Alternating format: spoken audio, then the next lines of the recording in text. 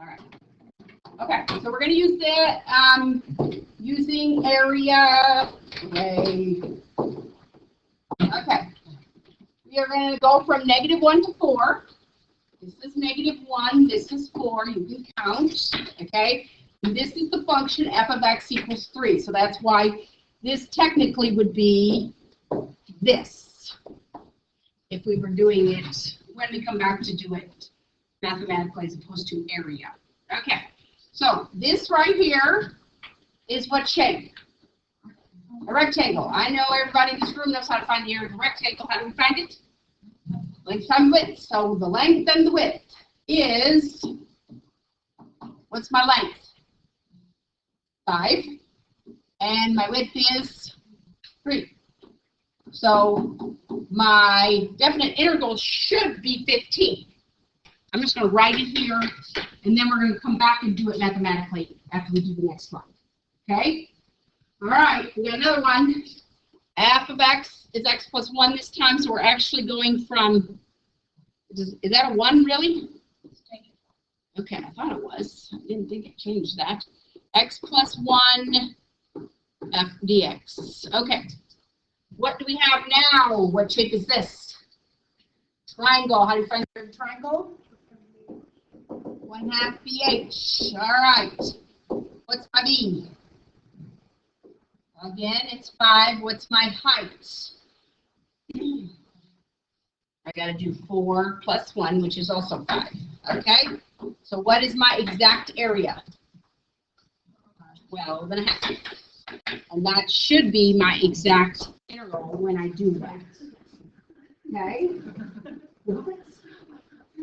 25 is 10? No, when I was looking at 5 times 5. Okay. All right. Now we have -x minus 1. Okay, now when we're doing area, we got to be careful how we interpret this because this area is all underneath the curve. So our height is technically negative. Okay? So this integral is going to be negative. All right? Now, depending on how they ask the question, to answer the area, you would never give it in terms of negative, but we'll get into that more as we go. So again, our base is 5. It's another triangle. And what's our height? Negative 5.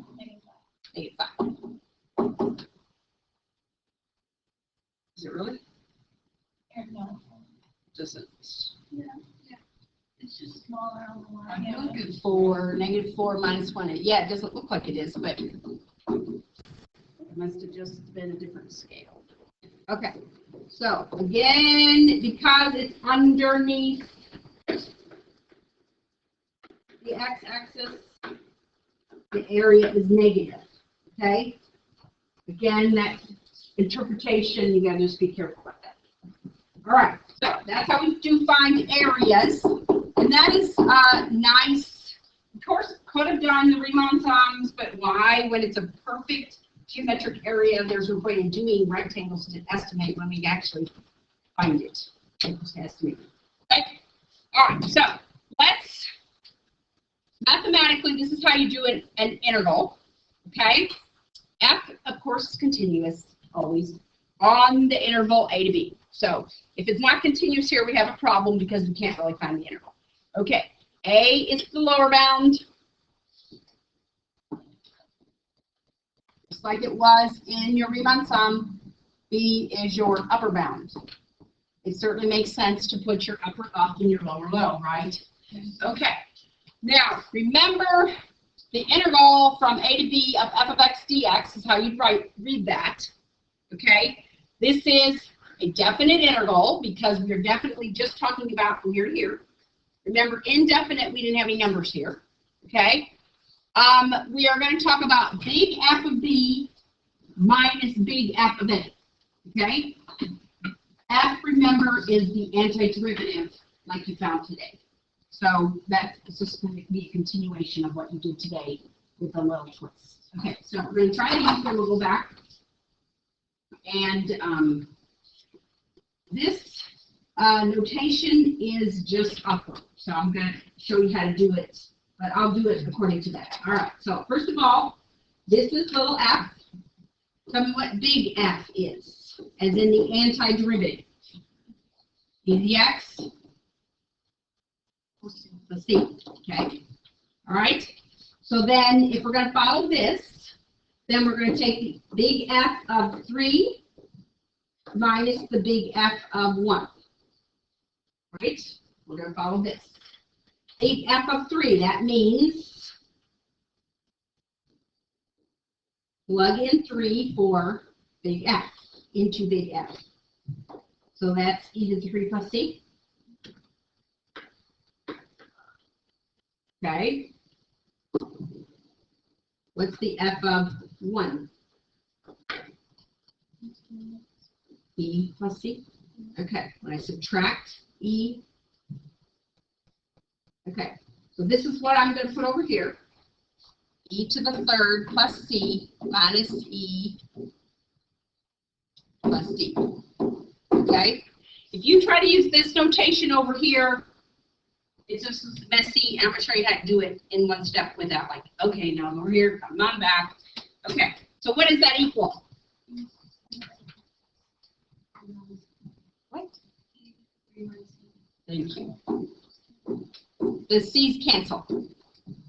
Okay? Right? C, a constant minus another, the same constant. Okay. So the constants will cancel. When we're doing definite integrals, we don't have to use the constants.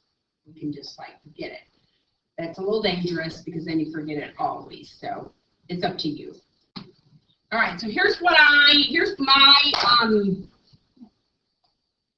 here is the way I would like you to do it. 1 to 3 e to the x dx. Okay, we're going to put the antiderivative here just like we did when we did a definite integral. E to the x plus c.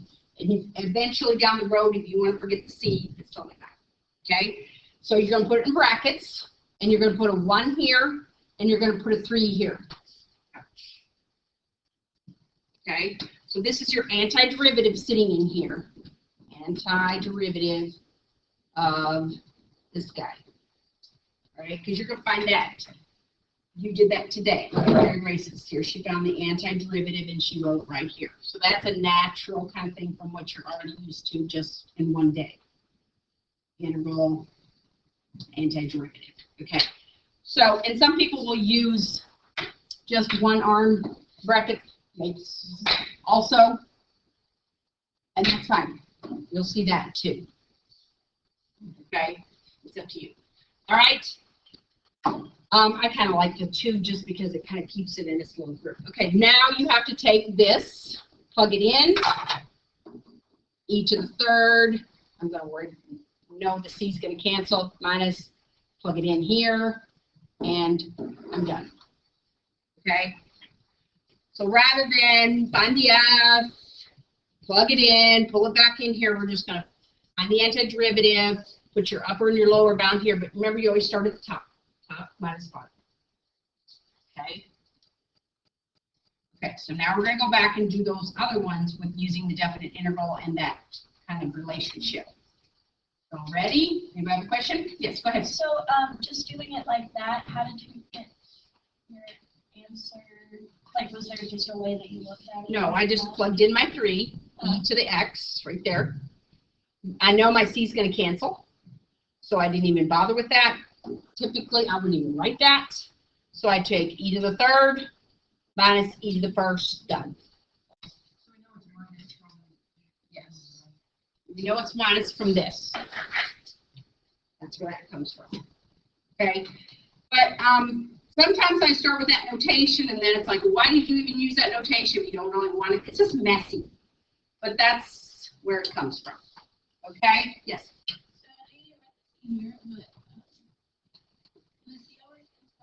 Yes. Yes. Yes. On the definite integral, you don't have to use a c. Oh, and let's make sure we mention this. A definite integral is a number. Like this is a number. No, it looks like a function that's got an e in it, but it's a number. And an indefinite integral is a function. See, this is an indefinite integral where there's no definite numbers here. This is a function. Okay? A definite integral has a value of a number. Is the integral and the antiderivative the same thing? Yes. Okay, okay. Oh. Yes. It's like integration is finding the antiderivative. Yes. Yes. Okay, good question. All right, let's go back and let's actually do this, finding the antiderivatives. Ready? Oh. All right, here we go. What is the antiderivative of 3? 3? 3x, okay. -1 goes down, 4 goes up. Okay. I'm going to plug in the 4 first. So 3 times 4 minus 3 times -1. The biggest mistake is, this is just one little thing, the biggest mistake is not subtracting this whole mess and forgetting about if it's more detailed. So what's that? 12 minus -3, which is 15. The definite interval is the same as the exact area. Okay? Definite interval is the same as the exact area. It is the exact area. All right, let's try this one. Oh, wow.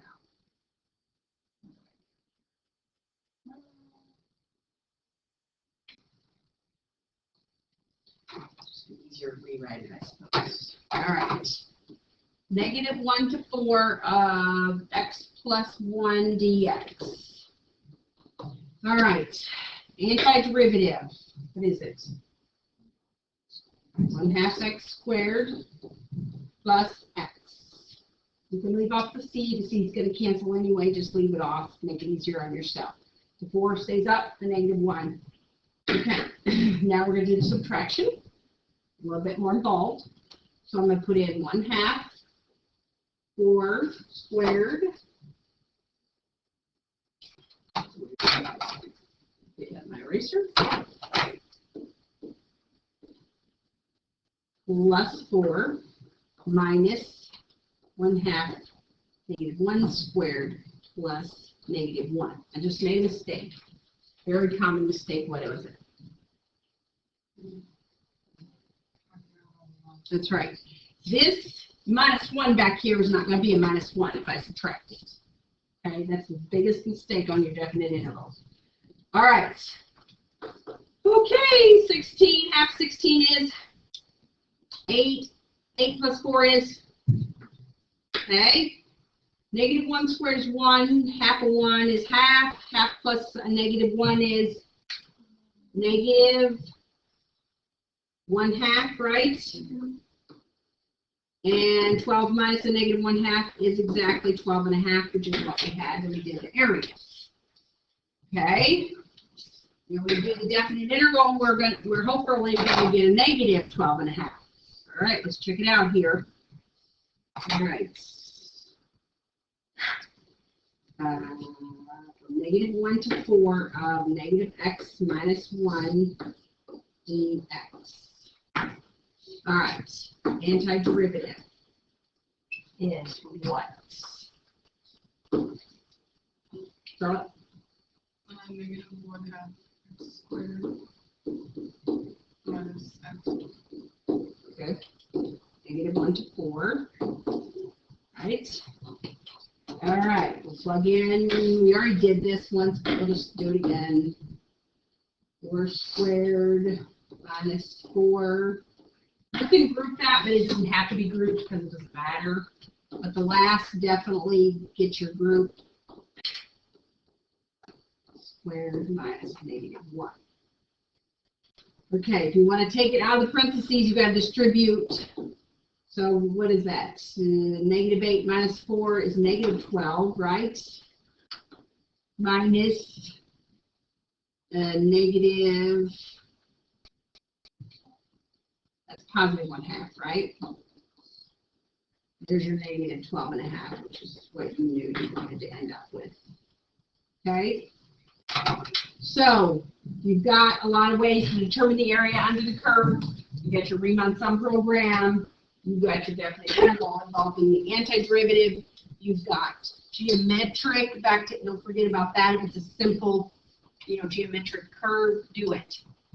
All right, so any questions about doing antiderivatives? Okay, you're going to just get used to the notation and then you'll be good to go.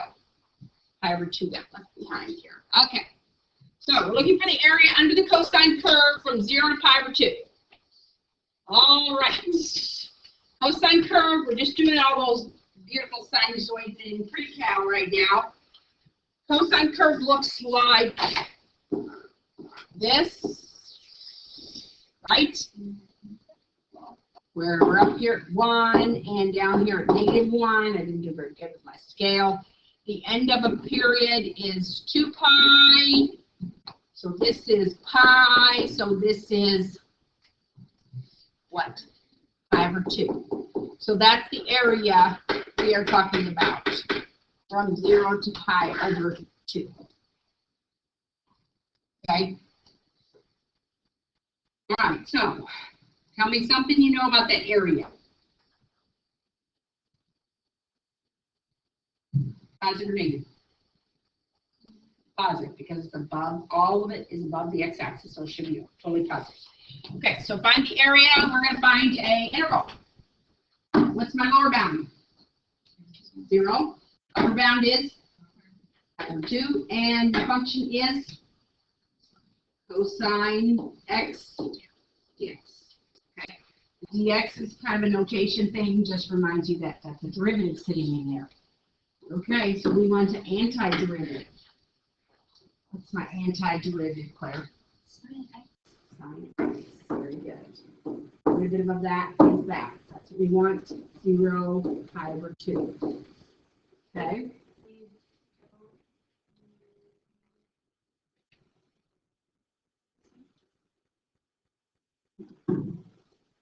This is going to cancel out. Definite integrals, you just leave the C out. Okay, it's not going to hurt anything. It's just going to kind of clutter things up. All right, so how do we write this next step? And Claire? Sine pi over 2. Very good. Okay. What's the sine of pi over 2? What? It's sine 0. Answer is 1. Sorry. Very good. Okay. We have, if you notice, when you did your Riemann sum, your y, now that function that you put in your y jumped over to y equal y, sorry. Okay. If you want to get out of this program, have to hit enter and then hit the 7 for quit. So go ahead and do that now.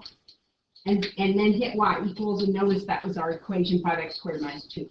It automatically will put it in there because that's how we express it. Okay? All right. So also, we have another one on here. Math 9. There. Calculator. Math 9 is an integral. And it's a definite integral because it's going to want some definite numbers. Okay, we wanted to do this. Let's see. Here it is. We put it in just like that. 0. It's your arrow. It'll pop up to use the pi over 2. And use the cosine x. Close your thing. It all has to be in terms of x because that's the only thing the calculator recognizes. So these variables are going to match. Make sure your mode is in radian. Anytime you're doing anything in trig, you better have modian radians. So I'm sorry. And enter. And you should get your 1. Now, remember when we did math 8, we did derivatives, and some of them, they were weird, like slightly, like the answer was 2.5 and it was 2.499990872 or something weird like that. Okay, you're going to find the same thing here because they're using a different little thing, and you're not going to be able to find exact always using the integration, but you can double check with the integration, but make sure you know how to do it by hand. Okay, some can get really detailed, and in that case, we'll be using the calculator. Even on the AP test, they don't give you your humongo ones without the calculator, okay? And even, I mean, I know, did anybody over here, where was it? When we were doing this math, did you want to pull out your calculator? Did anybody? Good job. Okay. I was kind of expecting somebody. If you had a calculator, you would have plugged that in from the beginning. So just keep that in mind when you're doing that ugly math. Some of that ugly math is where you're going to make your mistakes. So just make sure you practice that. Okay.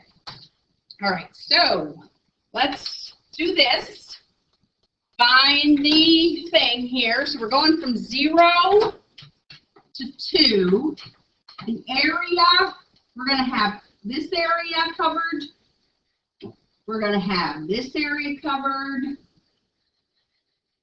And this little triangle piece covered. Now, we do not have to take into consideration, wait, well, that's negative, that's positive. For the integration, it'll all take care of itself. Now, if we were doing like geometry figures, yes, we would have to take that. We'd have to make sure this is negative, this is positive, this is positive. Wild guess, not so wild, but you think the answer, our integration here is going to be negative or positive? What do you think? Think it's going to be slightly negative? Okay, I think so too. All right, so here we go. We are going to find the integration, which means we start with what? Anti-derivative. All right. Madeline.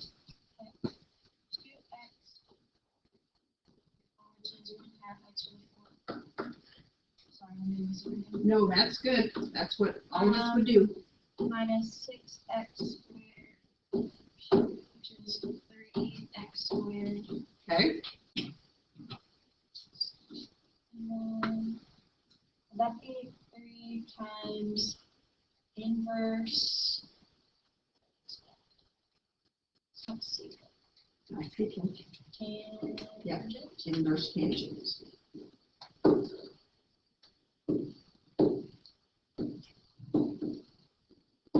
Very good. Okay. And it's totally fine to do it in 2 steps like that. I mean, some of us will get better, some of us will still do it in 2 steps. It's totally fine. Okay? All right. Megan, what now? Can you do the next step for me, or half of it, rather? What are we going to do? I'm gonna plug 2 in. Plug 2 in. Okay, go for it. So, x is 16, so it's 16 over 8. Okay. Minus, 12. Plus, 3 times. And you don't know that one. So that you just have to leave it. Good job. Okay. Minus. Notice I'm very diligently grouping here. All right. You know, I want you to plug in the 0.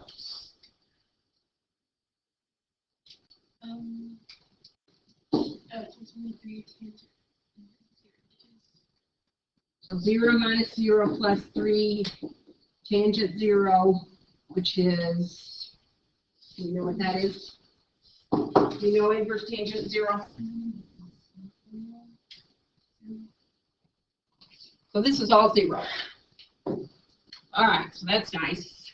So now all we need is clean up Megan's part. How does that clean up? We don't have a calculator. So that inverse tangent of 2, we are just going to leave like that. So what's the rest of it look like, Jessica? Very good. Okay. Now put that in your calculator. And I'm going to do the, and if you want to practice the integral, that was from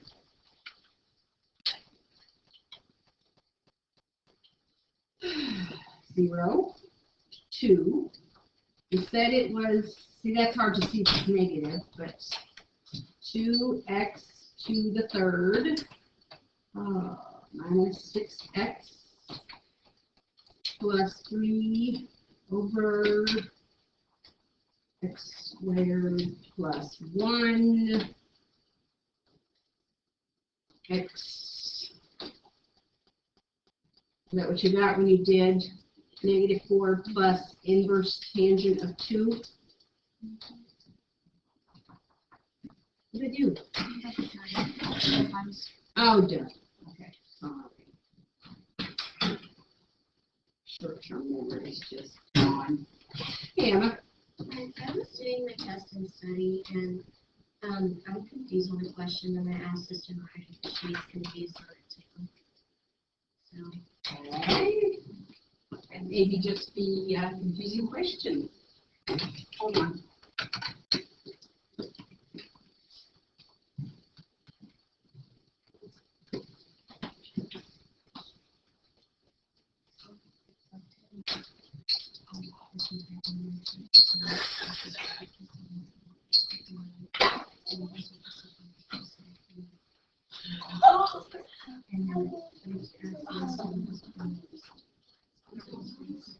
I can't tell right now.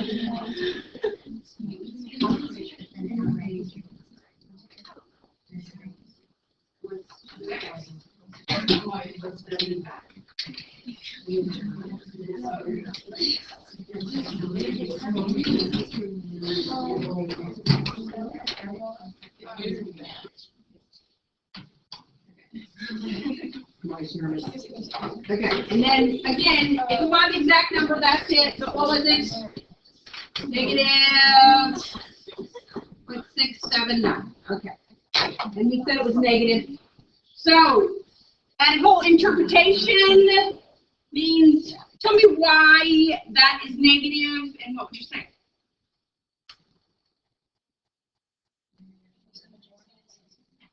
The area under the x-axis in that given interval is more than the area above the x-axis.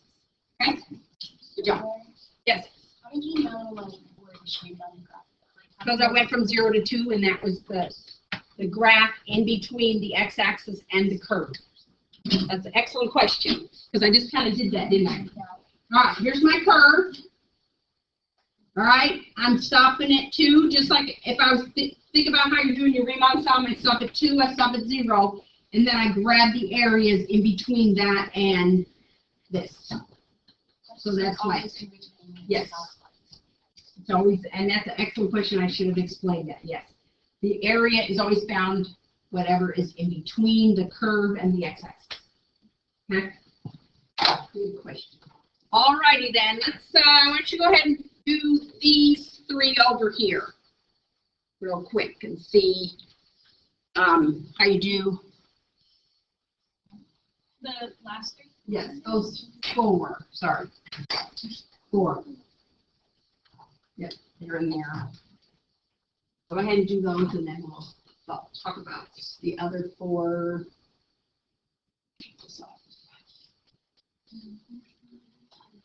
You're doing the definites. Doing the definites.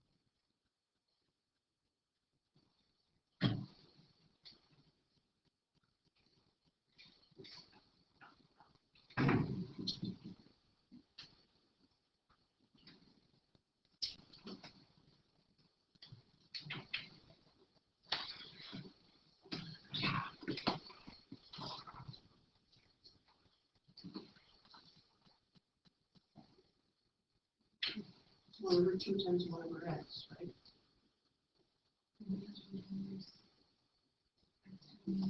No, 1 over x, because that's a common, common. Oh, I got you. Yeah.